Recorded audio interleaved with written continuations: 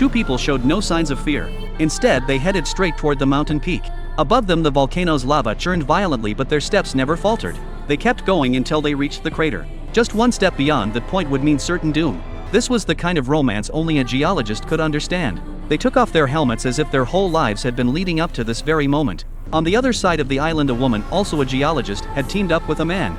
Together they steered a small boat toward a nearby island, hoping it would be a safe haven from the disaster. Both of them stared out toward the horizon, their hearts heavy with uncertainty about the future. At the airport, crowds of desperate evacuees waited anxiously. Every single person longed for a chance to survive. While the two men were lost in their moment of romantic bravery, the volcano began to erupt. Lava shot skyward in an instant, and even the ground started collapsing.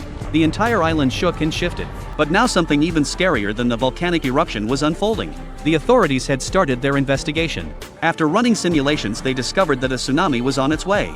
The whole surrounding sea would become deadly. This meant that even if people escaped the volcano island, neighboring islands were still at risk. As the volcano erupted, the nearby waters shook violently. The tsunami followed closely behind. At that moment, officials were holding a press conference trying to downplay the disaster.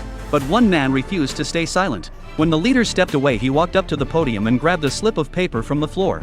On it, he'd written the coordinates of a safe zone. He told all the reporters that this paper held the key to survival. Though the information was out, security guards dragged him away forcibly. The tsunami was about to strike.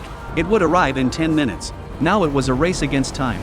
Meanwhile, a daughter had found her friend and boarded a plane with her. But it seemed she'd forgotten about her mother. A few minutes later, she called her mom, shocking her with the news. Outside, planes were preparing to take off. As the daughter apologized, her friend spotted the safety coordinates on the phone. She immediately shared the info with the mother.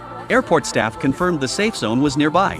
The mother rushed to the location with airport personnel, the tsunami looming right behind them. At the same time, Jeff was also racing against the tsunami.